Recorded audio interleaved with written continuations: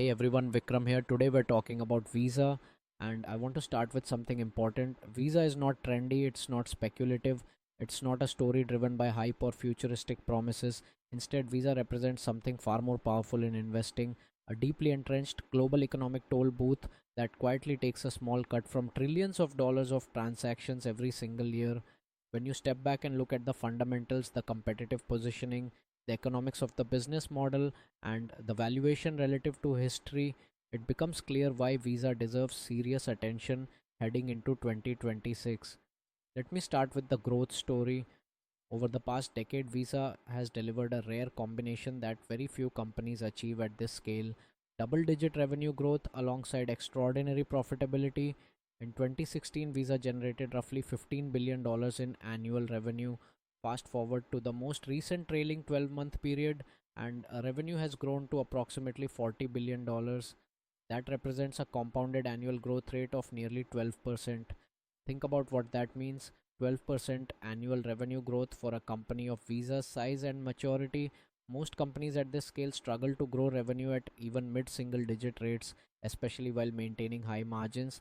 Visa has managed to do both, and here's the reason why: Visa does not lend money, it does not take credit risk, it does not hold consumer balances. Instead, Visa operates a global payments network that connects consumers, merchants, banks, and financial institutions. Every single time a transaction flows across that network, Visa earns a small fee. That fee structure creates a business model that is both scalable and resilient.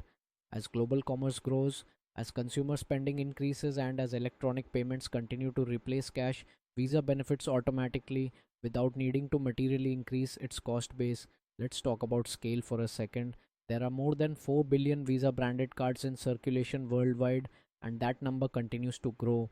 Each of those cards represents recurring transaction volume flowing through Visa's network. That's not just a number, that's installed base, that's distribution, that's the foundation of everything else. One of the most powerful tailwinds supporting Visa's long term growth is the ongoing global shift away from cash. This is happening everywhere. Consumers increasingly prefer digital payments for convenience, speed, security, and record keeping. Carrying large amounts of cash is inconvenient and risky. Digital payments eliminate friction, they simplify everyday transactions. Merchants benefit as well. Electronic payments reduce theft, improve checkout efficiency, increase transaction throughput, and integrate seamlessly with modern point of sale systems and accounting software. In a high volume retail environment, the difference between cash and electronic payments is not trivial. Faster checkout times allow businesses to serve more customers per hour. They reduce labor inefficiencies, they improve overall operations. This creates a two sided advantage. Consumers want to use Visa, merchants want to accept Visa, and because both sides benefit, the network effect strengthens over time. This is how moats are built. Now, let's talk about competitive advantages. Building a global payments network is extraordinarily difficult. It requires relationships with millions of merchants, thousands of financial institutions, regulators across dozens of jurisdictions, and a technological infrastructure capable of handling massive transaction volumes with near perfect uptime. Visa has already done that work. Most of the heavy capital investment required to build this network occurred decades ago. Today, incremental growth requires relatively little additional capital. That's why Visa generates such exceptional returns on invested capital. In the most recent trailing 12-month period, Visa's return on invested capital was approximately 28%, nearly three times its weighted average cost of capital. Even more impressive, this figure has roughly doubled over the past decade. That means Visa is not just profitable, it is becoming more efficient at converting capital into earnings over time. This is the hallmark of an elite business. High returns on invested capital, when sustained over long periods, create enormous shareholder value. They indicate strong pricing power, durable competitive advantages, disciplined capital allocation. Let's look at the margins. Visa's operating margins have consistently hovered around 60%. 60%. That places Visa among the most profitable large companies in the world. Very few businesses outside of select software and semiconductor leaders operate at this level of profitability. Now, there has been some recent concern about a modest decline in operating margin from peak levels.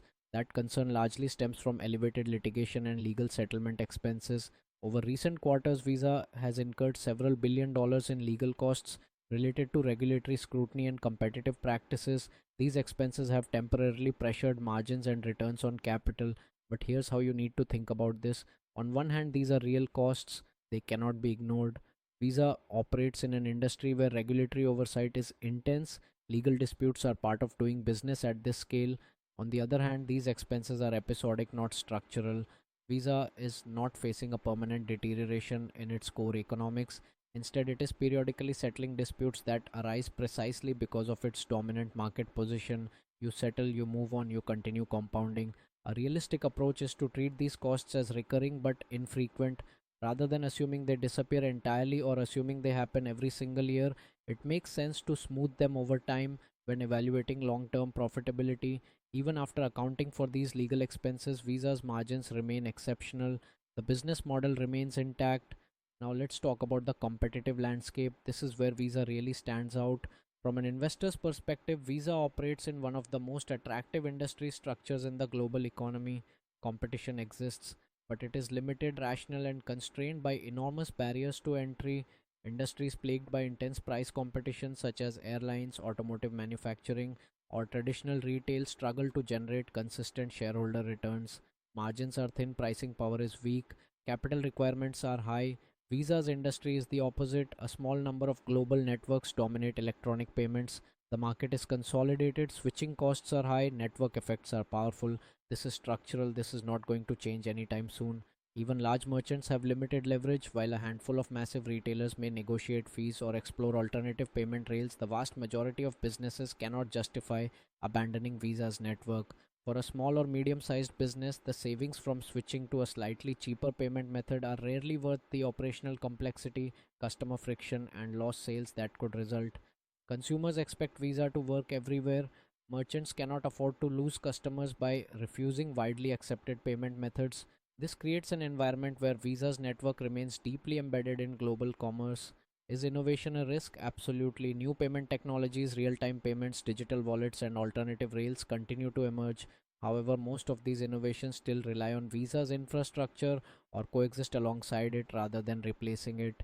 Visa has repeatedly demonstrated its ability to adapt, partner, and integrate new technologies rather than being displaced by them. That adaptability matters. Now, let's talk about valuation. This is where it gets really interesting. Despite its elite fundamentals, Visa's valuation has become more attractive relative to its own history. On a forward price to earnings basis, Visa is trading near the lower end of its long term range. Over the past decade, there have been relatively few opportunities to buy Visa at similar valuation levels outside of brief market dislocations, and right now we're at one of those windows. At the same time, intrinsic value estimates based on discounted cash flow analysis suggest that the current market price sits meaningfully below long term fair value assumptions. This combination, a best in class business trading at a discounted valuation relative to history, is rare. Visa also benefits from a relatively low weighted average cost of capital, estimated around 8 to 9%. This reflects the stability, predictability, and low risk nature of its cash flows. When a company generates returns on capital nearly three times its cost of capital, and when that spread is sustainable, long term value creation becomes almost inevitable. Now, let me be clear, no investment is without risk. Visa faces regulatory scrutiny, potential fee compression, ongoing innovation in the payments space. Large technology companies, fintech startups, and governments all have incentives to explore alternative payment systems. But here's the thing: displacing a global network with decades of trust, scale, and integration is extraordinarily difficult. Even if alternative systems grow, Visa does not need to maintain monopoly like dominance to succeed. Modest transaction growth, incremental pricing power, continued margin discipline, these are sufficient to generate strong shareholder returns over a decade plus horizon. Looking ahead to 2026 and beyond, Visa's growth does not depend on radical change. It depends on the continuation of long term trends already in motion: digital payments replacing cash, global commerce expanding, electronic transactions becoming more deeply embedded in daily life. Visa does not need to reinvent itself, it needs to execute, protect its network, continue compounding quietly. That's it. That's the thesis. Here's what I'm watching for. First, whether Visa can maintain or expand its margins despite the legal settlements. That's the operating execution test. Second, whether transaction volumes continue to grow as expected. That's the macro test. And third, whether the company can develop new revenue streams beyond network fees, such as expanded advisory services and data products. That's the innovation test. If all three happen, you're looking at continued strong earnings growth for years to come. Let me give you my perspective on this. In markets often dominated by speculation and short term narratives, Visa represents something increasingly scarce: durability, consistency, disciplined growth.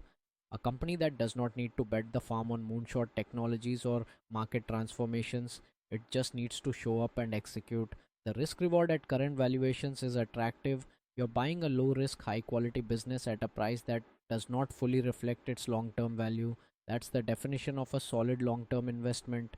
For investors looking ahead to 2026 and beyond, Visa offers a compelling blend of stability and upside, an elite business trading at a price that reflects caution rather than confidence. That's where the opportunity lies. This is not flashy, it's not going to make headlines, but it's the kind of compounding machine that creates real wealth over time. Thanks for watching. Vikram here. See you in the next one.